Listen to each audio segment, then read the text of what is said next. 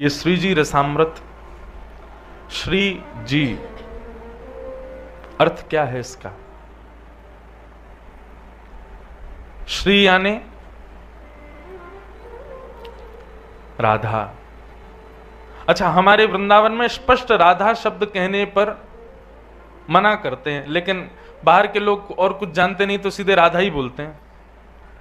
लेकिन अब आप लोग जो यहां बैठे हो यहीं से बदलाव शुरू करो। वृंदावन आओ, श्यामा जी कहो, किशोरी जी कहो, श्री जी कहो, राधा। ये सीधा राधा मत बोलो। कुछ श्री मलुक पीठ वाले महाराज जी की कुछ दिन पहले कथा सुनना था, बहुत सुंदर बात उन्होंने कही कि देखो, स्पष्ट राधा कहने का अधिकार केवल श्याम सुंदर के पास है, स्पष्ट कृष्ण कहने का अधिकार केवल श्री जी के पास है। कृष्ण केवल श्री जी बोल सकती हैं और राधा केवल श्याम सुंदर बोल सकते हैं। हम क्या बोले? श्री जी बोलो, श्रीनाथ जी बोलो, या श्यामा जी बोलो, किशोरी जी बोलो, पर स्पष्ट राधा मत बोलो। मुझे तो बहुत अनुचित सा लगता कोई स्पष्ट राधा बोल दे सामने। ठीक है, राधा रानी बोल रहे हो, पर फिर भी मर्यादित होके श्यामा जी बोलो, श्री जी बोलो, किशोरी जी बोलो, राधा मत बोलो। वो अधिकार श्याम सुंदर का है। हाँ, मन में जाप करो, मन में स्मरण करो खूब, पर जब बोलने की बात आए तो श्री जी ही उच्चारित करो। तो श्री का अर्थ होता है या तो ज्ञानवर्धका, विवेकवर्धका, प्रेम वर्धता, इन सबका जो वर्धन करे हमारे हृदय में, वो श्री। लक्ष्मी को भी श्री कहा जाता है। लक्ष्मी भी श्री है, सरस्वती भी श्री हैं। ये सब श्री का ही स्वरूप है। पर इन समस्त श्रीयों की अधिष्ठात्री हमारी श्री राधा रानी, हमारी श्री किशोरी जी। इसलिए श्री माने जो प्रेम का वर्धन करे, विवेक का वर्धन करे चित्त में, वो श्री। अब नाथ शब्द का प्रयोग करते हैं श्रीनाथ जी। अब श्रीनाथ जी में अर्थ क्या लगता है? श्री के जो नाथ हैं, मतलब राधा के जो नाथ हैं, वो श्री कृष्ण श्रीनाथ जी। ये अर्थ ही लगाया जाता है विशेष रूप से, लेकिन हम इसका उल्टा अर्थ लगाते हैं। श्री माने किशोरी जी, जिनकी नाथ हैं वो श्रीनाथ जी। लाल जी नाथ नहीं है ठाकुर जी के, श्री जी नाथ हैं। अभी बहुत रहस्य हैं, अभी धीरे धीरे देखो 2 दिन में और 3 दिन में जितने खुल जाएं, मैं धीरे धीरे प्रयास कर रहा हूं खोलने का भाव। ये बिहारी जी, ये बिहारी, बिहारिणी, ये ठाकुर जी को बोलते ही नहीं, श्री जी को बोलते हैं हमारे यहां। राजा शब्द वृंदावन में श्याम सुंदर के लिए नहीं है, किशोरी जी के लिए है। किशोरी जी अधिष्ठात्री हैं। तो श्री जी यानी कि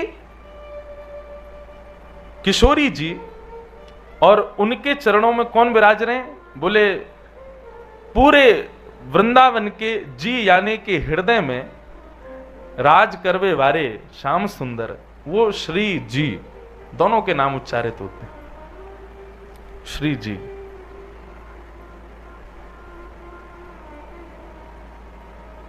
हमारे माई श्यामा जू को राज, जाके अधीन सदा ही सांवरो, या ब्रज को सरताज। हमारे माई श्यामा जू को राज। इस पद के अंतिम भाव में श्री विठल विपुल बिहारिन देव जी का पद है। वो कहते हैं, विठल विपुल बिहारिन के बल ज्यों जलधर सो गाज। बहुत ध्यान से सुनो। श्री बिहारिन देव जी कह रहे हैं, हमारे ऊपर श्री जी की कैसी कृपा। बोले श्री जी की कृपा जिस पर है वो कैसा है, उसको कितनी निर्भीकता है, कितना निडर होकर के वो व्यक्ति रह सकता है। बोले ज्यों जलधर सो गाज।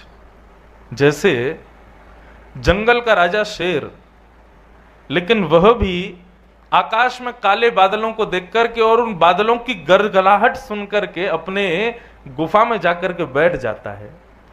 ऐसे श्री जी की कृपा हमारे ऊपर है, ज्यों जलधर सो गाज। जैसे काले बादलों की गर्जना से सिंह भी डर जाता है, वैसे ही श्री जी की कृपा जिनके ऊपर है, लाडली जी की कृपा जिनके ऊपर है, वह भी ऐसे ही है। क्यों?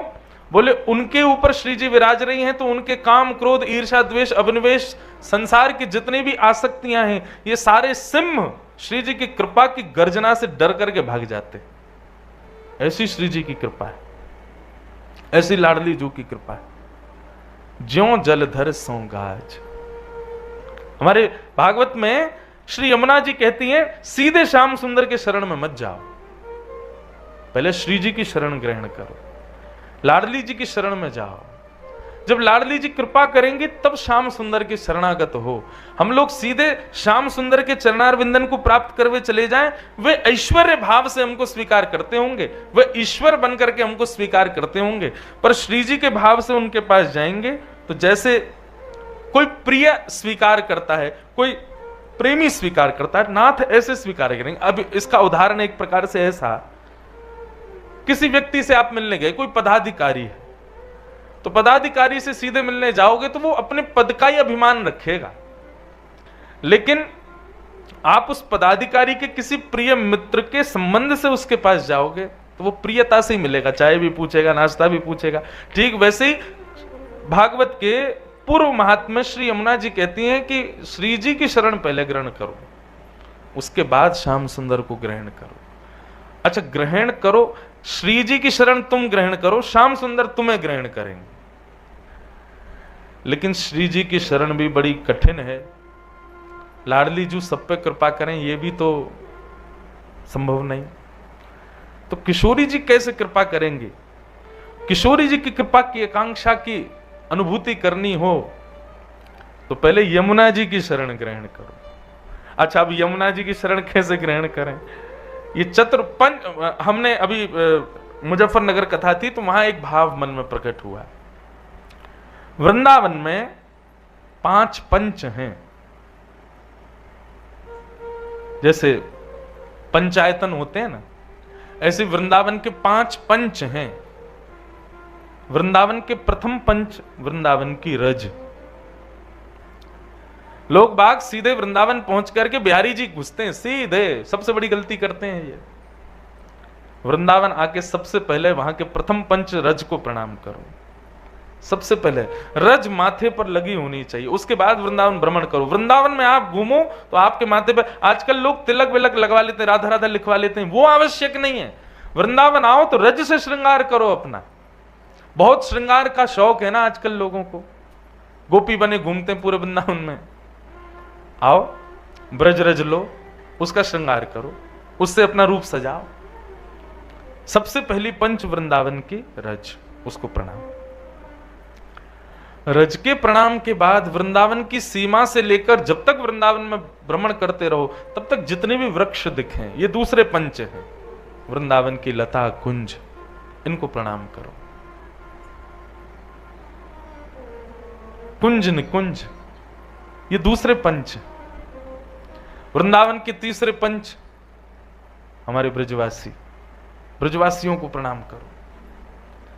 चाहे ब्रजवासी आपसे ढंग से बात ना भी करे, अल्लड़पने से रहे, फिर भी उसको प्रणाम करो। सम्मानम कलयाति घोर गरलम नीचप्पमानम सुधा। वृंदावन शतक में, वृंदावन महिमामृत में कहते हैं कि ब्रजवासी की डांट पड़ जाए तो समझ जाओ शामा शाम रीझ रहे हैं। किशोरी जी प्रसन्न है रही हैं, यही हमारे डांट पड़वा रही हैं। लेकिन आपसे ब्रजवासी सिहा सिहा के ही बोले, आनंद से ही बोले, खुश खुश ही रहें, तो चिंता होनी चाहिए मन में, ये डांट क्यों नहीं रहा मुझको, ये मुझ पे अभी तक चिल्लाया क्यों नहीं है। तो फिर कुछ ऐसा करो कि ब्रजवासी को गुस्सा आवे। श्री जी कृपा करेंगे। तो वृंदावन में सम्मान नहीं, नीचप्पमानम सुधा, कोई डांट फटकार पड़ जाए तो ये तीसरे पंच हैं। प्रथम रज, दूसरे वृक्ष, तीसरे ब्रजवासी, और चौथे यमुना जी। श्री यमुना जी को प्रणाम करो, यमुना जी को वंदन करो। यमुना जी को वंदन करने के बाद फिर हमारे वृंदावन में 5वें पंच हैं श्री गोपेश्वर महादेव, उनको प्रणाम करो। वृंदावन में बंधुओं पूज्य श्री कृपालु जी महाराज कहते हैं, आप कृपालु जी को जानते हैं, प्रेम मंदिर जिनके द्वारा स्थापित हुआ, उनकी एक रचना है, उनका एक पद है, उसमें एक बहुत सुंदर बात वे कहते हैं। गोपी प्रेम की भिक्षा दीजे, कैसे हूँ मोहे अपनों कर लीजे, तुर गुण गावत दिवस बितावत, दृग बरसावत, मैं हूँ प्रेम विभोर, श्री राधे की जय कृपा की को। महादेव आए तो वृंदावन रास करने थे, पर रास के बाद श्यामा श्याम ने दोनों ने मिलकर के महादेव को बिठा दिया। बोले आप यहां विराजो। क्या करने के लिए विराजे? बोले जैसे आपको गोपियों ने गोपी स्वरूप प्रदान किया, अब वृंदावन आने वाले हर रसिक को आप गोपी भाव प्रदान करो। लेकिन लोग भूल जाते, वंचित रहते। वृंदावन आए कितने लोग आज तक गोपेश्वर ही नहीं गए। कितने लोग वृंदावन आए आप में से? सब आए हो ना? और गोपेश्वर कितने लोग गए? हर बार जाते हो? जाया करो। ये हमारे वृंदावन के 5वें पंच हैं। और सुनो हमारी बात एक और, ओम नमः शिवाय नहीं बोलना वहां जाके। महादेव मां भूले बैठे हैं कि मैं महादेव हूं। उनको याद काय को दिलाओ जाके कि महाराज आप महादेव हो। नहीं नहीं, हम भूले बैठे हैं। गोपेश्वर, ये गोपी गीत का पाठ किशोरी जी के सामने, ठाकुर जी के सामने भले ही मत करो। देखो ये तो तब का पाठ है गोपी गीत जब एकांत में हो। वैसे तो मैं कहता हूं कि रात्रि लाल जी को जब सुलाओ तब गोपी गीत सुनाओ। पर फिर भी यदि अभी के भाव से कहूं तो कुछ भाव मन में आया कि गोपी गीत का पाठ करना हो ना तो वृंदावन में गोपेश्वर महादेव के सामने करो। गोपी प्रेम प्रदान करेंगे महादेव, वो इसीलिए विराज रहे हैं। तो ये वृंदावन के 5 पंच हैं, रज, वृक्ष, ब्रजवासी, यमुना जी और गोपेश्वर। इन 5 को प्रणाम के बाद फिर आप जाओ राधा रमण, राधा वल्लभ, राधा मदन मोहन, दामोदर, बिहारी जी आदि जहां जाना हो। आप स्वच्छंद हो। फिर 5 पंचों की आपको अनुमति मिल गई है। तो बात इधर से शुरू हुई थी कि श्री कृष्ण की प्राप्ति के लिए किशोरी जी की शरण ग्रहण करो और किशोरी जी की प्राप्ति के लिए यमुना जी की शरण ग्रहण करो। परंतु बंधुओं देखो, ऐसे तो मैं नीचे चलता ही चला जाऊंगा, इनके लिए फिर इनके करो, इनके लिए इनके करो। परंतु मूलभूत यदि एक बात कहूं तो ब्रज रज यदि माथे से लगी है तो सब स्वीकार कर लेंगे। हा?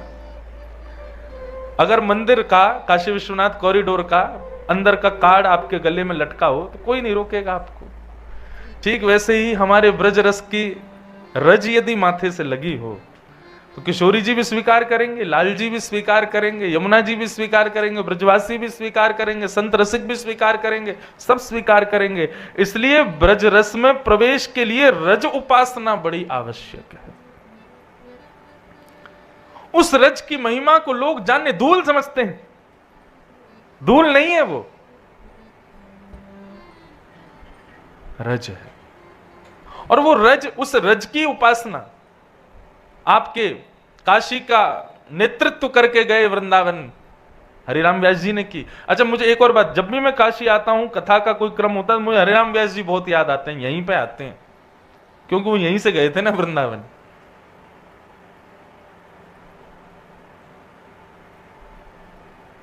हरिराम व्यास, सबका अधिकार केवल रज में। प्रिय लगे तो फिर सब कृपा करेंगे। फिर ये सबका जानना आवश्यक नहीं कि ठाकुर जी की प्राप्ति के लिए किशोरी जी, किशोरी जी की प्राप्ति के लिए यमुना जी, यमुना जी की प्राप्ति के लिए ब्रजवासी, ब्रजवासियों की प्राप्ति के लिए जय, प्रभु तो नीचे चलते ही चले जाओ।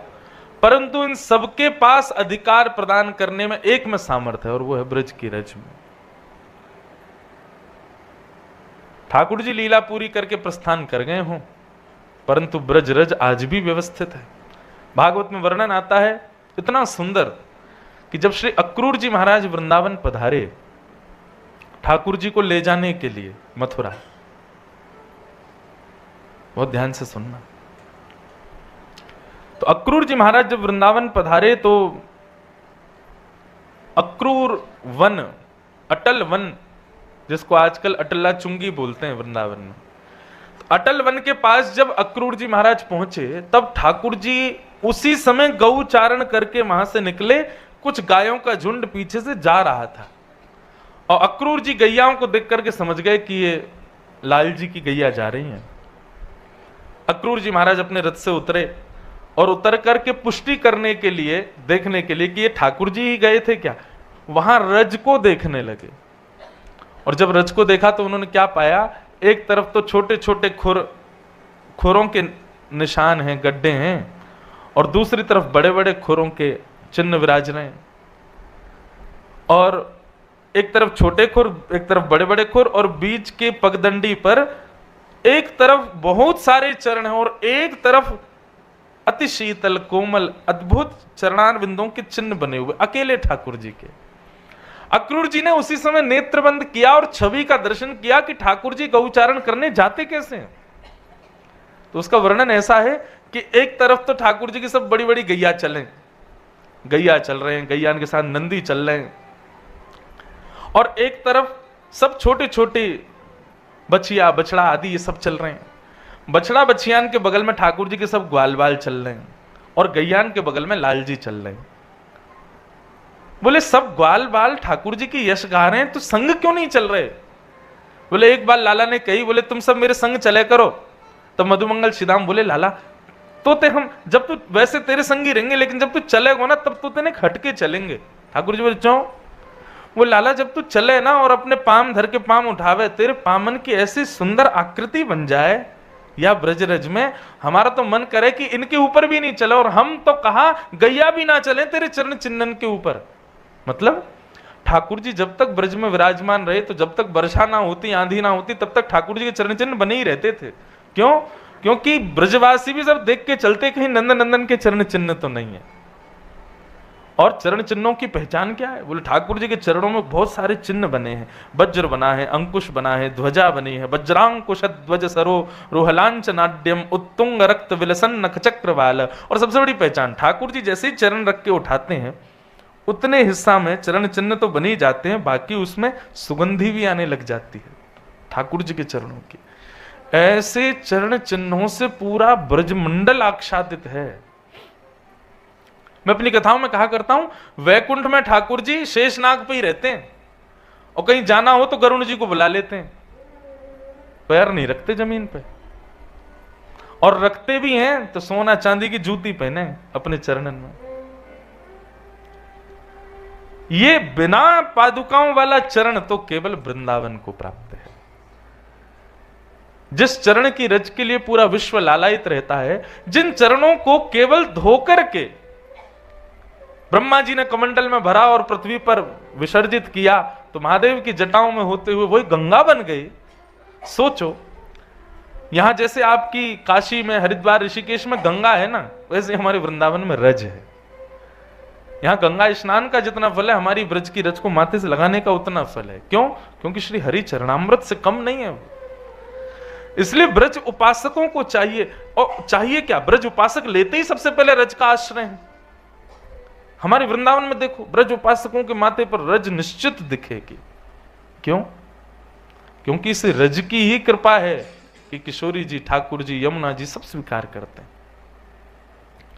जो वृंदावन में दंडवत करने के बाद अपने कपड़ा झाड़ ले, अपने माथे माथे पहुंच ले, कहा लग गयो, ऐसे ऐसे कर ले, तो समझ लो इसने ठाकुर जी की बड़ी अहतु की कृपा को स्वीकार करने से ठुकरा दिया।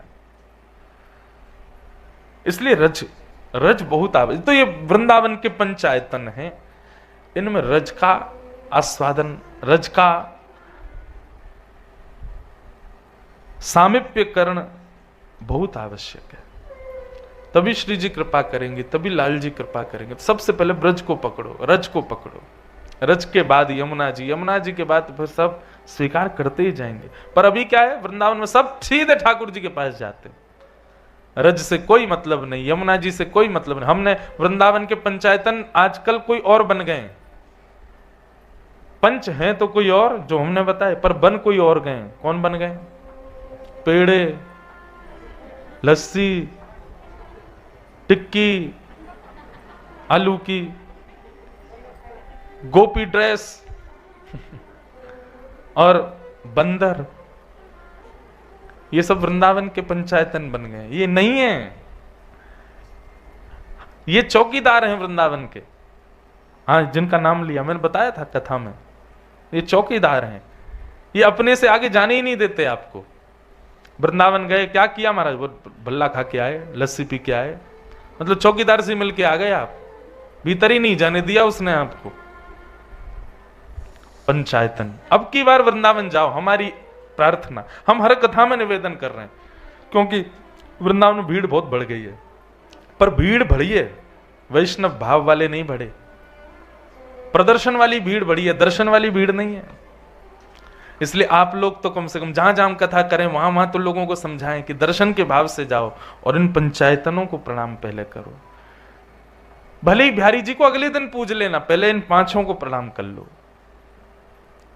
बिहारी जी अगले दिन वो वहीं खड़े हैं, कहीं नहीं जाएंगे। हां, एक भाव और सुनो, इन पंचायतनों को प्रणाम करोगे तो आप बिहारी जी को देखोगे या राधा रमन जी को देखोगे, ऐसा नहीं, फिर वो आपको देखेंगे, वे आपकी ओर दृष्टि करेंगे। यहां कोई अपनो आयो है, कोई अपने भाव से आया। बंधुओं, भक्ति का मूल अर्थ क्या है? हम ठाकुर जी को स्वीकार करें? नहीं, वे हमको स्वीकार करें। हम इसलिए कथा सुनते हैं, इसलिए तिलक लगाते हैं, कंठी माला पहनते हैं, नाम जप करते हैं, वैष्णव भेष में रहते हैं, ताकि हमारे भेष से, हमारे नाम जप से, हमारे रूप से, हमारे भाव से, हमारी प्रियता से ठाकुर जी प्रसन्न रहें। मैं इसको ऐसा नहीं बोलूंगा जिससे इसको बुरा लगे, मैं प्याज लहसुन नहीं खाऊंगा, मैं इधर नहीं जाऊंगा। क्यों? ये मैंने अपने लिए नहीं बनाए हैं, ये मैंने इसलिए बनाए ताकि ये सब भाव जब ठाकुर जी को पता चले तो वो मुझसे प्रसन्न हो जाए। उनकी प्रसन्नता के लिए वो रीझ है हमसे, हम इसलिए सत्संग करते हैं। अगर कोई व्यक्ति सत्संग में इस भाव से जाता है कि मैं सुधर जाऊं, तो फिर वो संसार का ही रहेगा। सत्संग में सुधर तो जाएगा पर सत्संग संसार का ही रहेगा। सत्संग में इस भाव से नहीं, सत्संग में इस भाव से जाओ कि ऐसी ट्रिक सीख के आनी है, ऐसा निर्माण स्वयं का करना है कि ठाकुर जी हमसे रीझें, लाल जी हमसे प्रसन्न रहें, श्री जी हमसे खुश रहें। इसलिए सत्संग है, वे हमसे प्रसन्न हों, वे हमसे रीझें। गिरधर जब अपनों करी जाने, ताको मन भक्तन की सेवा, संत चरण रज सदा लुभाने, गिरधर जब अपनों करी जाने। एक राजस्थान में एक राजा हुए, उनका नाम था श्री रायमल जी। जोधपुर मेड़ता के आसपास के क्षेत्र के राजा थे। इनका स्मरण श्री नाभा गोस्वामी जी ने भी भक्तमाल जी में किया। ये ऐसे भक्त हैं जिन्होंने ठाकुर जी को स्वीकार नहीं किया, ठाकुर जी ने जिनको स्वीकार किया। क्षत्रिय भेष में रहकर के राजकीय अपना शासन करते हुए ठाकुर जी के प्रिय बने। इनके पिताजी भी श्रेष्ठ योद्धा थे, परंतु इनके जो चाचा थे जयमल जी, रायमल जी के जयमल जी, वे पास के नगर के राजा थे। तो इनके पिताजी अधिकतर वहां पर चढ़ाई किया करते थे, कभी युद्ध के लिए जाया करते थे। अब की बार रायमल जी को भेजा कि आप जाओ, जाकर के अपने चाचा के शासन पर चढ़ाई कर दो। तो जयमल जी जो थे, भक्त तो थे भगवान के, संतों की सेवा तो करते थे, परंतु अभी सत्संग ना होने की वजह से उनको विवेक नहीं हुआ था कि मैं गलत कर रहा हूं कि सही। पिता की आज्ञा मान के बस कर देते थे। एक भाव अभी कुछ दिन पहले कथा में आया था बंधुओं, कि व्यक्ति भजन के मार्ग से कई बार इसलिए रुक जाता है कि मैं अपनी अवगुणों को छोड़ नहीं सकता, इसलिए मैं भजन क्यों करूं। कहीं कथा चल रही थी तो कोई आए, आकर के बोले कि महाराज जी मेरे घर में तो प्याज बनेगा ही बनेगा, मैं सेवा कैसे करूं ठाकुर जी की, मैं नाम जप कैसे करूं, मैं कथा कैसे सुनूं। मैंने कहा बनता है तो आप अलग से अपना थोड़ा कर लिया करो। बोले अलग से करता हूं महाराज जी तो परिवार बड़ा विचित्र तरीके से मेरे को देखता है उनकी। मैंने कहा अरे अब की बार जाके कह देना, घर में जिसको मिर्च अच्छी नहीं लगती उसके लिए अलग से बनती है ना दाल बिना मिर्च की, तो फिर बिना प्याज वाली क्यों नहीं बन सकती, बनवाओ अपने लिए, करवाओ। लेकिन इसके लिए भक्ति मत छोड़ो कि हम ये नहीं कर सकते, हम भक्ति छोड़ दें। तब मन में भाव आया कि आप अपने अवगुणों के लिए भजन मत छोड़ो, कि हमारे अंदर ये अवगुण है, हम भजन कैसे करें, कहीं अपराध बन गया तो। आप करो। भजन मेडिसिन है, दवाई है, औषधि है। औषधि धीरे धीरे असर करेगी। आप भजन करना प्रारंभ करो, फिर जितने भी विकार चल रहे हैं आपके जीवन में या परिवार में, उन सबको भजन ही ठीक कर देगा। उन सब पर अनुग्रह भजन ही करेगा। काम, क्रोध, लोभ, ईर्ष्या, द्वेष जो भी है आपके अंदर, किसी को निकालने की आवश्यकता नहीं है, बस भजन भीतर ले आओ। भजन जैसे भीतर जाएगा तो काम, क्रोध, लोभ, ईर्ष्या, द्वेष ये जितने भी हैं सब धीरे धीरे अपने आप त्याग करेंगे आपका। आपको इनको नहीं छोड़ना, ये आपका त्याग करें, ऐसी स्थिति कर दो, और वो भजन से होती है। पर लोग विचार करते हैं कि पहले हम सुधर जाएं फिर भजन करेंगे। नहीं सुधर पाओगे। तुम भजन करना शुरू कर दो, भजन सुधारेगा। तो जयमल जी, ये रायमल जी जो थे, ये सत्संग तो करते थे, संतों की सेवा तो करते थे, पर विवेक अभी उत्पन्न नहीं हुआ था। और इनके जो चाचा जी थे जयमल जी, वे भगवान की 4-5 घंटे रोज साधना करते थे। आज भतीजे ने चढ़ाई कर दी राज्य पर, परंतु उनकी सेवा में ऐसी निष्ठा थी कि ये सुनकर के भी वे अपनी सेवा से उठे नहीं। मंत्री को इशारा किया, बोले तुम लोग संभालो, मेरी अभी सेवा चल रही है, अभी शुरू हुआ है, 15 मिनट हुए, अभी तो 3-4 घंटे लगेंगे। बोले महाराज पूरा राज्य खत्म हो जाएगा आपका, बहुत बड़ी सेना लेकर के आए हैं, और अब की बार पिता नहीं पुत्र आया है, रायमल आया है, नष्ट कर देगा सबको। जयमल जी ने इशारा किया, बोले अब हमको परेशान मत करो, हमारी सेवा का समय है, इस बीच में हमको डिस्टर्ब मत करो, तुम जाओ, तुमको जो देखना है देखो अपने आप। और जयमल जी सेवा में लग गए। यहां रायमल अपनी पूरी सेना लेकर के चढ़ाई कर दी उसने।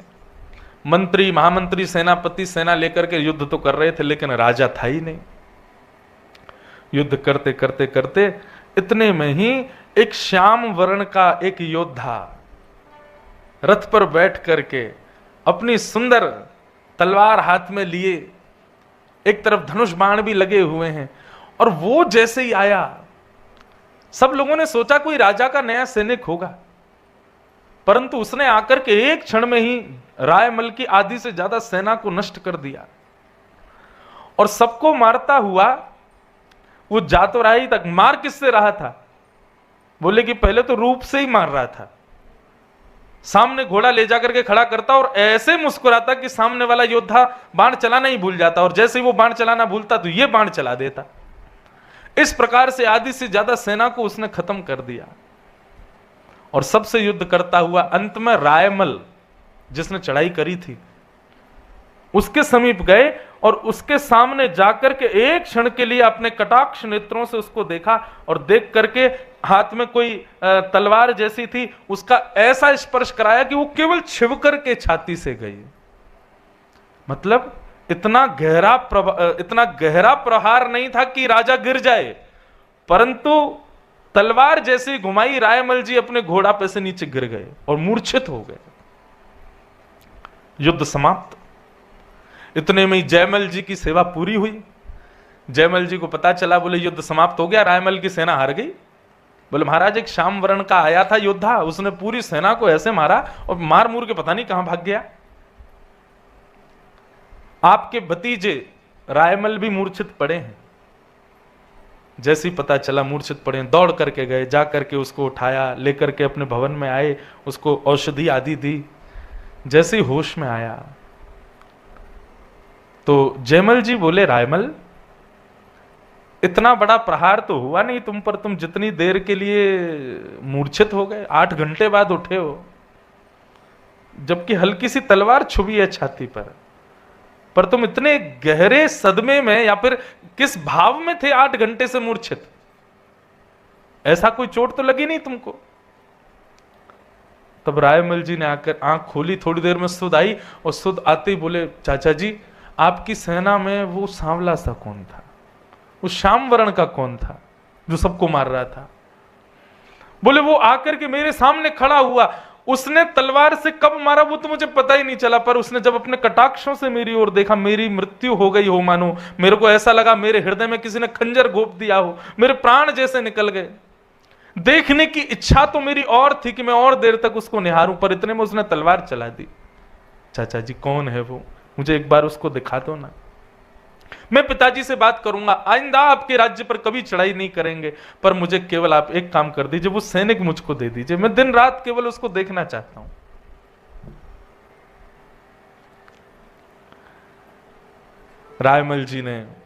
जयमल जी ने रायमल से कहा, रायमल वो कोई और नहीं थे, श्याम सुंदर ही आए थे। क्यों? क्योंकि जिस समय तुमने चढ़ाई की उस समय मैं सेवा कर रहा था ठाकुर जी की। सैनिकों ने आकर के मुझे खूब कहा कि चलिए युद्ध करना, पर मैंने ठाकुर जी की सेवा को नहीं छोड़ा। इसलिए सेवा ना छोड़ने की वजह से ठाकुर जी बोले ये सेवा में व्यस्त है, चलो इसकी जगह हम जाते। तो ठाकुर जी ही गए थे और उन्होंने ही जाकर के युद्ध किया, और जो भी कुछ था वो सब उन्होंने ही किया। तुम्हारा सौभाग्य है रायमल कि तुमने ठाकुर जी को देखा। नारायण कवि का एक पद है, बहुत सुंदर पद है, इस पद को बंधुओं याद कर लीजिएगा। मैंने जब पहली बार पढ़ा तो मैं कम से कम 2-2.5 घंटे तक इसके चिंतन में ही रहा। भैरवी, बहुत सुंदर पद है। जयमल जी ने जब से ठाकुर जी को देखा, रायमल ने तब से ठाकुर जी का चिंतन कर रहे हैं। नारायण कवि रायमल जी की स्थिति का वर्णन कर रहे हैं। सोते जगते उठते बैठते हमेशा केवल ठाकुर जी का चिंतन चलता है, और बार बार वो योद्धा के रूप में आया हुआ श्याम सुंदर उनको दिखाई देता है। अति छवि भरे नाग के छोना, डरती डसे करि सैन, ऐसे नंद नंदन के नयन। अब ये गा तो दियो हमने, सुन भी लियो आपने, लेकिन अनुभव उसी को होगा जिसको वास्तव में अनुभव इनको भयो हो। ठाकुर जी के नेत्र, रायमल की स्थिति ऐसी हो गई महाराज, अब तो दिन रात ठाकुर जी का चिंतन करे, और चिंतन करता करता रायमल क्या गलत युद्ध में चला गया, ठाकुर जी से युद्ध हो गया, ऐसे सामने पड़े कि अब जीवन बदल गया। केवल भगवत भजन ही उसका जीवन बन गया। और कहीं सत्संग में जाकर के रायमल ने सुना कि अच्छा ठाकुर जी जिसको प्रिय लगते हैं वो सत्संग खोज खोज के सुनने जाता है, कहां हो रहा है, कैसे हो रहा है, क्या हो रहा है, जाओ चलो, क्यों, कुछ तो सुनने को मिले, लाल जी की थोड़ी समीपता तो प्राप्त हो। जैसे ही रायमल सत्संगों में जाता तो वहां किसी संत ने बताया, बोले वैष्णवों की सेवा करने वाले ठाकुर जी को बहुत प्रिय है। तब से रायमल ने संतों को घर बुला करके उनकी खूब सेवा करना प्रारंभ किया। चरण धोना, प्रसाद पवाना, दक्षिणा देना, माला पहनाना, तिलक करना, और यही उनकी पत्नी भी करती। एक दिन ऐसा हुआ, एक संत पधारे, उनके चरणों में प्रणाम करके रायमल ने कहा कि भगवान, हम सब संतों से एक ही आशीर्वाद मांगते हैं कि हमको श्याम सुंदर के प्रत्यक्ष दर्शन हो। हुए तो हैं मुझे, पर ऐसी स्थिति में हुए कि मैं उसका वर्णन नहीं कर सकता, मुझे फिर से वो छवि देखनी है। तब संत ने आज्ञा की, अच्छा नेत्र बंद करो। तो दोनों ने सोचा ये कुछ बोलेंगे उससे हमको चित्त में दिखेंगे। नेत्र बंद किए दोनों ने, रायमल जी और उनकी पत्नी ने। कहा अब नेत्र खोलो। जैसे ही नेत्र खोले तो संत की जगह पर श्याम सुंदर खड़े हुए हैं, प्रत्यक्ष संत के वेश में ही पधारे सेवा करवाने अपनी, और ठाकुर जी ने उनको स्वीकार कर लिया। इस प्रकार श्री रायमल जी भगवत धाम को फिर प्रस्थान कर गए। तो ठाकुर जी को जिसको स्वीकार करना होता है उसको युद्ध के बीच में से भी उठा लाते हैं, और ठाकुर जी को जिसको स्वीकार नहीं करना वो संतों के, वैष्णवों के, भक्तों के बीच में रह के भी उनका नहीं हो पाता। स्वीकृति की आवश्यकता, और वो स्वीकृति हमारी बने उसी के लिए हम सत्संग करते हैं, उसी के लिए हम कथा सुनते हैं। ठाकुर जी कृपा करें ताकि हमें भी स्वीकार करें। भगवत स्वीकृति के कुछ लक्षण हैं। ठाकुर जी स्वीकार कर रहे हैं, श्री जी ने आप पर कृपा की है, उसके कुछ लक्षण हैं, कुछ सिम्टम्स बोल लो, जो अनुभूति में आएंगे क्या है? प्रथम, ताको मन भक्तन की सेवा। जिसको ठाकुर जी सेवा स्वीकार कर लेंगे उसका मन बार बार भक्तों की सेवा में ही लगेगा। फिर एक होती है भगवत सेवा और एक होती है भक्त सेवा। भगवत सेवा बंधुओं सब कर लेते हैं। आज भारत में इतने घर हैं, हर घर में ठाकुर जी विराज रहे हैं। हर घर का व्यक्ति माला तो पहना ही देता है, अगरबत्ती तो घुमाई देता, सेवा तो सभी कर रहे हैं, अपने स्तर की सब कर लेते हैं। पर भगवत सेवा, भक्त सेवा हर कोई नहीं कर पाता। वैष्णवों की सेवा हर कोई नहीं कर पाता। वैष्णव सेवा घर में प्रारंभ हो, चित्त में भावना उत्पन्न हो कि वैष्णवों का खूब मंगल हो, खूब सेवा हो, तो समझो ये ठाकुर जी की प्राप्ति का, श्री जी की कृपा का प्रथम लक्षण। श्री जी ठाकुर जी कृपा कर रहे हैं, उसका द्वितीय जो भाव है वो क्या है? भगवत चर्चा के प्रति अनुराग। उसके अतिरिक्त कोई और चर्चा हो तो समय व्यर्थ जैसा अनुभव होना। कोई भगवत चर्चा ना कर रहा हो, सांसारिक चर्चाएं चल रही हो, तो वहां बैठ करके ऐसा भाव लगना कि हमारा समय निकल रहा है, हमें भगवत चर्चा श्रवण करनी है, कितनी देर हो सके ठाकुर जी की चर्चा श्रवण करें, ऐसी भावना बार बार हृदय में उत्पन्न होना, ये भगवत कृपा का दूसरा लक्षण। भगवत अंगीकार स्वीकार का तीसरा अभिप्राय है संग्रह की स्थिति खत्म हो जाना। संग्रह का मन नहीं करेगा, फिर कुछ भी अपने पास रखें ऐसी स्थिति नहीं रहेगी, जितना हो सके दे दें। कोई कुछ मांगे फिर दो, नहीं, जो अपने पास होगा फिर मन होगा ये भी इसको प्रदान करें। संग्रह का मन नहीं रहेगा, ऐसी स्थिति। भगवत स्वीकारीकरण का यह तीसरा लक्षण। और चौथा, देहाभिमान शून्य। देह का अभिमान शून्य हो जाएगा। करोगे कुछ होगा कुछ, पांव धरोगे कहीं जाएगा कहीं, पहनोगे कुछ सोचा होगा ऐसे दिखेंगे, दिखोगे कुछ और। ये स्थितियां चार ऐसी हैं जो भगवत श्री जी ठाकुर जी की स्वीकृति का प्रमाण है। इनमें से कुछ हुआ हमारे संग? कुछ भी नहीं हुआ, तो निश्चित है कि अभी स्वीकारीकरण हुआ नहीं लाल जी का। इसलिए स्वीकृति के लिए हम सत्संग सुनते हैं, ताकि लाल जी हमें स्वीकार करें, श्री जी हम पर कृपा करें, अनुग्रह करें। श्री कुम्मन दास जी महाराज, सूरदास जी महाराज, मीराबाई, ये सब स्वीकृति है, भगवत स्वीकारीकरण हो चुका है इनके प्रति। कुम्मन दास जी के चरित्र में भाव आता है कि श्री कुम्मन दास जी गाते बहुत सुंदर थे। एक मैं कथा में एक बात कहा करता हूं बंधुओं कि कई लोग पूछते हैं कि महाराज जी, आप लाल जी आपके संग रहते हैं, सेवा में विशेष क्या ठाकुर जी को अर्पित करना चाहिए जिससे ठाकुर जी प्रसन्न रहें?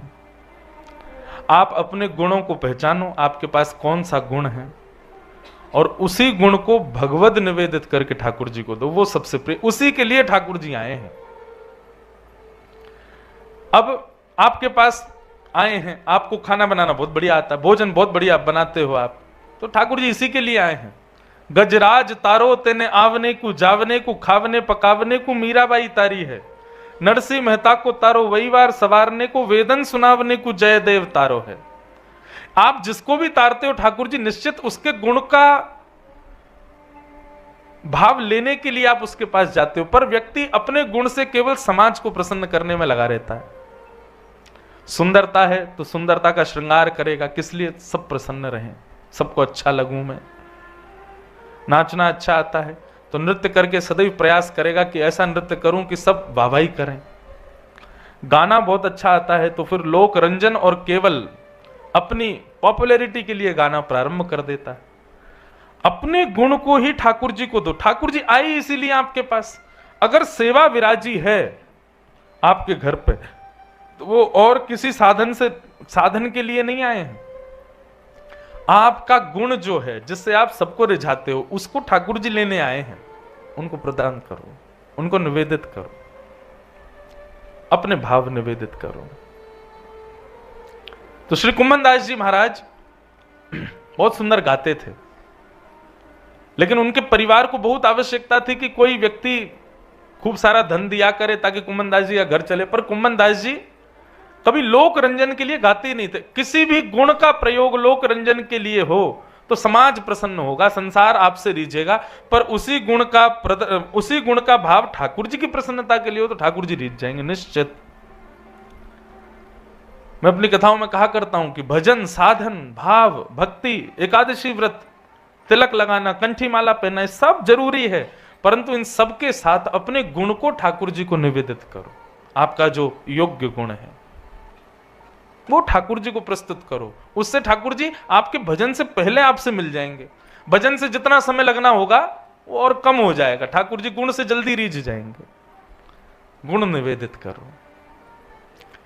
कुम्भन दास जी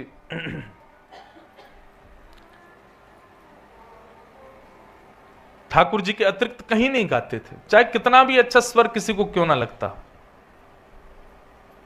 कोई बहुत कहता था कुम्भन दास जी आपका स्वर बहुत सुंदर है, हमें कुछ गा के सुनाओ, तो कुम्भन दास जी कहते मंदिर में आ जाइए, इतने बजे से इतने बजे तक हम गाएंगे, वहीं बैठ के हमको सुन लेना। ठाकुर जी के अतिरिक्त कहीं और अपनी वाणी की सेवा नहीं। राजा ने बुलाया, अकबर ने बुलाया, बादशाहों ने बुलाया, लेकिन कहीं भी जाते ऐसा कुछ करके आ जाते कि दान दक्षिणा कुछ मिले ही ना।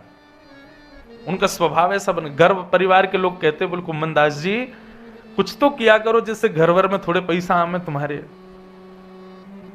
लेकिन कुम्भन दास जी की तो केवल चित्त वृत्ति एक ही थी कि श्याम सुंदर रीझ है बस, और भले ही चाहे ना रीझ, हमें उससे कोई चिंता नहीं।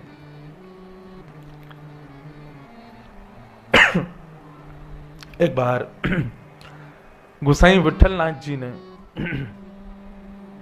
कुम्भन दास जी को कुछ धन द्रव्य मिले, इसके लिए गोसाई जी ने प्रयास किया कि हम 2-4 वैष्णवों के घर जाएंगे और जो गुरुजन आते हैं तो वैष्णव जन दक्षिणा देते हैं और गुरु जी को भी देते हैं, संग में जो आया उसको भी देते हैं, तो कुम्भन दास जी को थोड़ी प्राप्ति हो जाएगी। तो इस प्रकार कुम्भन दास जी का घर थोड़ा चल जाएगा। कुम्भन दास जी को लेकर के गोसाई जी ने कुम्भन दास जी से कहा, बोले चलो कुम्भना हम तुमको लेकर के चल रहे हैं। बोले कहाँ? बोले कुछ वैष्णवों के यहाँ जाना है और 2-4 दिन में आ जाएंगे, सब वैष्णवों के यहाँ कुछ दिन भ्रमण करते हुए फिर आ जाएंगे। गोसाई जी की भावना तो ये थी कि वैष्णवों मैं सीधे सीधे कुछ दूंगा, कुम्भन दास स्वीकार नहीं करेगा, इसलिए अपने संग सेवा के भाव से ले जाऊं, वैष्णव कुछ प्रदान कर देंगे तो कुम्भन दास के घर में थोड़ी शांति हो जाएगी। परंतु बंधुओं, जिसका चित्त वृत्ति में ठाकुर जी विराज रहे हों उसको फिर कुछ और वस्तु की आवश्यकता नहीं। हमको कई बार वैष्णव भक्तों को देख के लगता है कि ये बेचारा बड़ा दीन है, बड़ा दुखी है, पर उसकी स्थिति में जब ठाकुर जी विराज गए तो उसको संसार की वस्तुओं की कोई आवश्यकता नहीं। गोसाई जी बोले चलो कुम्भन दास हमारे साथ, और कुम्भन दास जी बोले अब गुरु जी हैं, मना तो कर नहीं सकते, चलो। निकल गए। लेकिन जैसे ही गोवर्धन से दूर गए तो जो स्थिति श्री चतुर्भुज दास जी की हुई थी, और जब उन्होंने पद गाया गोवर्धन वासी सांवरे तुम बिन रहो न जाए, ठीक वैसी स्थिति यहां कुम्भन दास जी की। वहां भी कृष्ण विरह में उन्होंने ये पद गाया जिसको आज पूरा वैष्णव समाज गाता है और ठाकुर जी की प्राप्ति का अनुभव करता है। कुम्भन दास जी को जब विरह हुआ ठाकुर जी का, थोड़ी दूर ही गए थे गुरुदेव के साथ कि दूर जाते ही मूर्छित होकर कुम्भन दास जी गिर गए। गोसाई जी बोले अभी तो इतना समय ही नहीं हुआ, चलते फिरते कोई श्रम भी नहीं हुआ, धूप भी नहीं है, ये कुम्भन दास मूर्छित कैसे हो गए? गोद में बिठाया, जल का छिड़काव किया, बोले कुम्भना कहां भय हो? होश में आए, और होश में आते ही नेत्रों के सामने गोसाई जी हैं, पर उठ करके बैठ गए और गिरिराज जी को दूर से देखने लगे, और देखते देखते नेत्रों से अश्रु गिरने लगे और गोसाई जी के सन्मुख गाने लगे, कितने दिन हुए जु गए बिन देखे। क्या गा रहे हैं? कितने दिन हुए जु गए बिन देखे। स्थिति सुनिए, 1 घंटा भी नहीं हुआ है अभी निकले हुए गोवर्धन से, श्री जी के चरणों से दूर हुए 1 घंटे का समय भी नहीं हुआ है, 1 घड़ी के आसपास समय निकला है। और यहां कुमनदास जी कह रहे हैं कितने दिन हुए जू गए बिन देखे। गोसाई जी नहीं समझे। गोसाई जी बोले शायद कोई नातेदार रिश्तेदार होगा, उसके लिए कह रहा होगा, बहुत दिन से नहीं देखा, अचानक स्मृति आ गई होगी। गोसाई जी बोले किसको नहीं देखा कुंभना? बोले तरुण किशोर रसिक नंद नंदन, तरुण किशोर रसिक नंद नंदन, कछुक उठत मुख रेखे, हाँ कछुक उठत मुख रेखे, किते दिन वे जुगे बिन देखे, किते दिन है जुगे बिन देखे। मैं ये बात क्यों कह रहा हूं? हमको श्यामा श्याम की लीला सुननी है, हमको ठाकुर जी के मंगल चरित्र सुनने हैं। स्थिति है ऐसी हमारी, कुम्मनदास, सूरदास, मीराबाई जैसी स्थिति बन गई है हमारी? नहीं। और ऐसी स्थिति बन गई तो फिर कुछ और दिखेगा नहीं बंधुओं। ये आज का जो पूरा सत्र प्रथम दिन का रहा, मैंने विशेष रूप से कुम्मनदास जी या कुछ भक्तों को ही आगे रखा, केवल स्थिति बताने के लिए आपको, कि स्थिति जिनकी होती है उन्हीं को ही ब्रजरस प्राप्त है, सबको नहीं। हमारी भागवत कथाओं से ज्यादा लोग प्रार्थना करते हैं 3 दिवसीय 4 दिवसीय चर्चा के लिए, पर मैं अधिकार नहीं देता। क्यों? क्योंकि भागवत के माध्यम से जब तक अपनी स्थिति नहीं बनाओगे आप ऐसी, तब तक ब्रजरस केवल एक मनोरंजन बन जाएगा। ठाकुर जी ऐसे नाच रहे हैं, ऐसे लीला कर रहे हैं, किशोरी जी का श्रृंगार ऐसा, किशोरी जी की वस्त्र ऐसे, किशोरी जी ऐसे मटका भर रही हैं, फिर ये दान लीला, ये मान लीला, ये लीला। मुझे मन में ऐसा भाव आता है कि जब तक स्थिति नहीं बनी हो, इन लीलाओं का वाचन मनोरंजन नहीं होना चाहिए कि सुनने वाले को केवल ये लगा हाँ बहुत सुंदर लीला थी, आज तो आनंद आ गया, ठाकुर जी कैसे गोपी बन करके गए श्री जी के पास में। ये मनोरंजन नहीं। स्थिति है हमारी ऐसी नहीं। मैं आपको दोष नहीं दे रहा हूं, मैं खुद को भी दे रहा हूं, मेरी है ऐसी ना। हम 4 घंटे के लिए अपने लाल जी को कक्ष में अकेला छोड़ के कथा करने चले जाते हैं, लौट के आते हैं, तब मुझे भी लगता है कि हम 4 घंटे भी आपके बिना कैसे रह लेते हैं ठाकुर जी। हम रह लेते हैं इसलिए मतलब अभी स्थिति बनी नहीं हमारी, और स्थिति नहीं हुई तो फिर मैं कैसे उस रस का अधिकारी मान लूं स्वयं को। इसलिए इन चर्चाओं को, वैष्णवों को पहले प्रणाम कर रहे हैं ताकि स्थिति हमको प्राप्त हो, थोड़ी ही बने तो सही। जहां 1 घड़ी से कम का समय भी कुम्मनदास जी को दिनों के समान लगता है। अरे कुम्मनदास जी को छोड़ो, गोपी गीत उठाओ, गोपियों को देखो, त्रुटे युगायते त्वाम पश्यताम। गोपियां क्या कहती हैं? हे नंदनंदन, हे श्याम सुंदर, जब आप गौचारण करने के लिए जाते हो और उस समय जब आप गौचारण करते हो, आपके घुंघराले केश, मधुर कटाक्ष नेत्र, ऐसे सुंदर कपोल, पीली पीतांबरी धारण करके जब आप गायों के पीछे चलते हो, उस समय जब हम आपको देखती हैं ना, और देखते देखते जब हमारी पलकें ऐसे झपक जाती हैं, तो वो एक क्षण से कम समय के लिए झपकी हुई पलक भी हमको 3 युग के समान लगती है। 1 वर्ष, 10 वर्ष, 100 वर्ष, 1000 वर्ष नहीं, 1 युग, मतलब लाखों वर्ष आ जाते हैं 1 युग में। और गोपियां कहती हैं कि वो 1 क्षण से कम समय के लिए झपकी हुई पलक भी हमको त्रुटिर युग आयते, कितने युग निकल गए हो ऐसा लगता है नाथ। और आप हमको यहां बीच इस राजभूमि में छोड़ करके अंतर्ध्यान हो गए आप यहां से। हम कैसे जिएंगे? नेह किम वध, क्या ये हमारा वध नहीं कर रहे हो आप? हमारे पास है ऐसी स्थिति नहीं।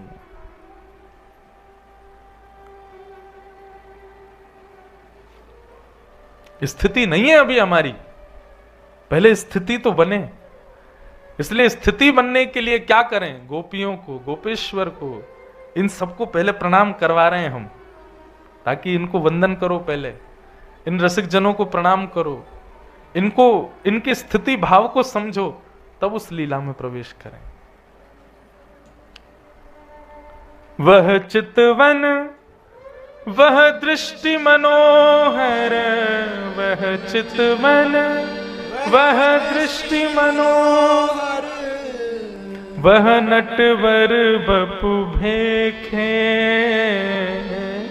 वह नटवर बपु भेखे, किते दिन वे जुगे बिन देखे, किते दिन वे जुगे बिन देखे।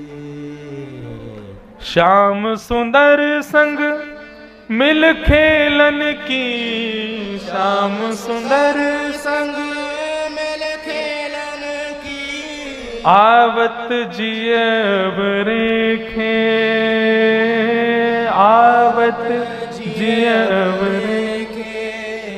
कुंभन दास लाल गिरधर बिन, कुंभन दास लाल गिरधर बिन, जीवन जन्म अलेखे, जीवन जन्म अब लेखे, किते दिन हुए जुगे बिन देखे, किते दिन हुए जुगे बिन देखे। कुंभन दास जी सुबह उठ करके बैठे एक दिन, और जब कुंभन दास जी अपना तिलक लगाते थे ना, तब गोद में ठाकुर जी आके बैठ जाते थे कुंभन दास जी की, और थोड़ी पकड़ पकड़ कहते, हम बे ठीक लग रहा है, सही है, सीधो कर ले, हाँ लग गो तिलक तेरो। क्यों? कुंभन दास जी घर में आरसी नहीं थी, शीशा नहीं था। कुंभन दास जी के चरित्र में आता है कि कुंभन दास जी एक कठौते में जल भर के छाया से तिलक करते थे। तो एक दिन ठाकुर जी प्रकट है गए, गोद में बैठ के बोले, कुंभना तू तिलक लगा, मैं बताऊंगा सीधो लग रहा है कि नहीं।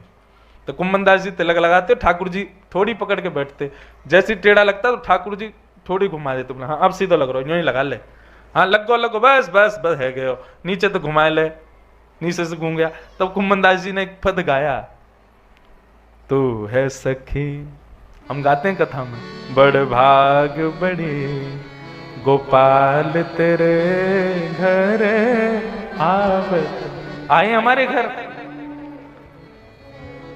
जो भी वैष्णव तिलक धारण करते हैं बिना आरसी के नहीं कर सकते, पर हमारी भक्ति ऐसी कुंभन दास जैसी है कि गोद में बैठे लाल जी बता मैं, हाँ सीधो लगो कि नहीं टेढ़ो लग रहा है, अरे कुंभना ने ठीक कर ले, ने केशन को सवार ले, ए यार बगल बदली ने ठीक ते बांधे करे, ऐसे ही गुडोले करे बाबड़ों से बन के हैं। ऐसे ध्यान ठाकुर जी रखते कुंभन दास जी का। और दुनिया को, गांव को, पूरे गोवर्धन को लगता है कुंभन दास बेचारा कितना निर्धन, पर कुंभन दास को कैसे बताए कि मैं किस धन से आच्छादित हूं। मेरे एक एक भाव को ठाकुर जी सही करते हैं। मेरे घर में पहनने को वस्त्र नहीं, एक ही बगलबंदी रोज पहनूं, ठाकुर जी आके अपने हाथन से झाड़ दें, ए कुंभन आया ठीक कर ले, चल या धोती को पीछे साफ कर, ऐसे चले कर, ऐसे घूमे कर, ऐसे कुंभन दास। ऐसी स्थिति है हमारी बंधु। हम कह रहे हैं ऐसी स्थिति कभी नहीं बन सकती, पर इस स्थिति का आसपास भी प्रवेश मिल जाए तो समझना हमारा जीवन सार्थक। हमारे ब्रज के रसिक जन कहते हैं कि हम जितनी देर ठाकुर जी को याद कर रहे हैं या ठाकुर जी के विषय में सुन रहे हैं या भगवत वैष्णवों की वार्ता सुन रहे हैं, हम उतनी देर ही जीवित हैं, बाकी के समय तो हम मरे हुए हैं, हम जीवित थोड़े हैं। आप जितनी देर से कथा शुरू हुई 3 सवा 3 बजे से, तब से ही जीवित हो आप, और जब तक कथा चली तब तक जीवित हो। बाकी समय पे तो यही मानो केवल शरीर हमारा चल रहा है, काम आदि केवल व्यवहार मात्र हो रहा है। यही जीवित अवस्था है जितनी देर हरि चर्चा हो रही है। कुंभन दास जी गोद में ठाकुर जी बैठे, सोई राजा आ गया उनके कक्ष में। उस राजा के आते ही ठाकुर जी अंतर ध्यान हो गए। ठाकुर जी के अंतर ध्यान होते ही राजा ने प्रणाम किया, जय हो कुंभन दास जी, आपकी बड़ी प्रशंसा सुनी, आपके भक्ति की प्रशंसा तो दशों दिशाओं में फैली हुई है। महाराज जी आपको मैं वंदन करता हूं, प्रणाम करता हूं। एक छत्र सम्राट आकर के कुंभन दास जी के चरणों में प्रणाम कर रहा है, और कुंभन दास जी यूं कह रहे हैं, अभी यहीं तो बैठे कछु कह रहे, पता ना कहां चले गए, कहां चले गए, ऊपर भी नहीं दिख रहे, अरे बाहर दिखेगा तो है। बोले कौन? अरे ठाकुर जी। बोले कौन ठाकुर जी? बोले श्याम सुंदर। कौन श्याम सुंदर? अरे ब्रज में कौन है? एक ही श्याम सुंदर है, वो दिखो का बाहर। राजा तो बोले मैं क्या बोलूं अब, लेकिन स्थिति कौन जाने की कुंभन दास की गोद में ठाकुर जी लीला कर रहे थे। ऐसी स्थिति श्री कुंभन दास जी की। तो बंधुओं, लाडली जी की, लाल जी की कृपा का पहले आस्वादन भक्तों के भाव से हो। इसलिए हमने अभी एक और नियम दिया है कि कई लोग कहते भक्ति पथ पे चलने क्या करें। मैंने कहा भाई एक भक्त की कथा रोज पढ़ो, रोज सुनो। रात्रि में छोटे छोटे बच्चों को कहानी बना करके भक्त चरित्र सुना, क्योंकि जब तक वैष्णव भक्तों के चरित्र जीवन में नहीं आएंगे तब तक आप भगवत आराधन में निपुणता प्राप्त नहीं कर पाओगे। श्री जी की, लाल जी की कृपा का अनुगामन करना है तो पहले भक्त चरित्रों को सुनना पड़ेगा, वैष्णव चरित्रों को सुनना पड़ेगा। तो ऐसे श्री कुंभन दास जी, ऐसे श्री रायमल जी, ऐसे श्री हरिराम व्यास जी, और किनको याद किया हमने आज? तीन ही याद भय, रायमल जी, कुंभन दास जी और हरिराम व्यास। और इन सबके अधिष्ठाता आपके काशी विश्वनाथ। ये सब रसिक निर्माता हैं श्री काशी विश्वनाथ जी। तो रसिकों का निर्माण श्री विश्वनाथ भगवान से होता है। तो ऐसे श्री जी के सुंदर चरित्र हम आप सब लोग सुन रहे हैं। श्री जी के चरित्र तो अभी प्रारंभ नहीं हुए, भक्त चरित्र ही चल रहा है अभी। तो श्री जी के रस में यही श्री जी रस है बंधु। मैंने कहा ना पर्याय है। लाल जी की कलयुग की लीला भक्त चरित्र हैं, द्वापर और अंतरंग लीलाएं जो हैं वो उनके नित्य लीला चरित्र है। तो उसमें भी प्रवेश करेंगे, पर पहले वैष्णवों को प्रणाम हो जाए। एक वृंदावन रसामृत पद है। अभी 2 दिन और, कल और परसों की कथा है, तो कल ऐसी व्यवस्था हो जाएगी तो ठीक है कि सबको एक प्राप्त हो जाएगी उसकी प्रति, ताकि आप सब लोग भी उस पद को गा सको साथ में। हमारे वृंदावन बंधुओं 7 ठाकुर हैं। और कौन कौन से सप्त ठाकुर हैं? गोविंद देव जी, मदन मोहन जी, गोपीनाथ जी, राधा रमण जी, राधा वल्लभ जी, युगल किशोर जी और बिहारी जी। ये 7 प्रमुख ठाकुर हैं वृंदावन के। अच्छा, एक बात, एक मन में भाव आता है, एक कथा और करेंगे हम कभी, इन सप्त ठाकुरों के प्रादुर्भाव की कथा, और इनको जिन जिन आचार्यों ने प्रकट किया, जैसे कि श्री गोविंद देव जी को रूप गोस्वामी जी ने, मदन मोहन जी को सनातन गोस्वामी जी ने, गोपीनाथ जी को मधु पंडित मधुसूदन उन्होंने प्रकट किया। ऐसे सप्त ठाकुरों के प्रादुर्भाव की भी कथा है, कैसे प्रकट हुए। अच्छा बंधुओं, ये सप्त ठाकुर जो हैं इनको किसी मूर्तिकार ने नहीं बनाया। हाँ, एक मूर्तिकार ने बनाया इन 7 को, हमारी श्री जी ने। ये श्री जी के हृदय के ठाकुर जी हैं 7 हमारे ब्रज के। श्री जी के हृदय में ही इनका निर्माण हुआ है और ये वहीं से वैष्णवों के द्वारा प्रकट किए गए हैं। परंतु 3 ठाकुरों की प्रमुख हमारे यहाँ कथा बताई जाती है, श्री गोविंद देव जी, मदन मोहन जी और गोपीनाथ जी। इन तीनों का निर्माण भगवान के परपौत्र वज्रनाभ ने करवाया। और कैसे करवाया? जिस शिला पर ठाकुर जी का जन्म हुआ मथुरा में कंस के यहां, उसी शिला से इनका निर्माण हुआ। मतलब कंस के कारागृह में देवकी मैया ने जिस शिला पर ठाकुर जी को जन्म दिया, उसी शिला से तीनों ठाकुर प्रकट हुए। इनका निर्माण करवाया किसने? वज्रनाभ, भगवान के परपौत्र ने। फिर कालांतर में ये वृंदावन में विराजमान हो गए भीतर। फिर जब अभी कुछ वर्षों पहले भक्त शतक आया, उस समय भक्ति भक्त हुए पूरे विश्व में, तभी हमारे यहां श्री हरिदास जी महाराज, हितरवंश महाप्रभु, गोपाल भट्ट गोस्वामी, मीराबाई आदि ये सब उसी समय में हुए। 100 साल तक केवल भक्त हुए थे। उस समय में इन ठाकुरों को अपने भक्ति भजन से पुनर्प्रकट किया वैष्णवों ने। बाकी ये ठाकुर पूर्व से ही वृंदावन में विराजते। उनकी भी बड़ी मधुर कथा, कल एक ठाकुर की कथा सुनाएंगे, राधा वल्लभ जी की, मदन मोहन जी की, कैसे प्रकट हुए, कहां से पधारे, क्या उनका भाव। तो ये 3 ठाकुर, मदन मोहन जी, गोविंद देव जी और गोपीनाथ जी, ये 3 वज्रनाभ ने इनका निर्माण करवाया।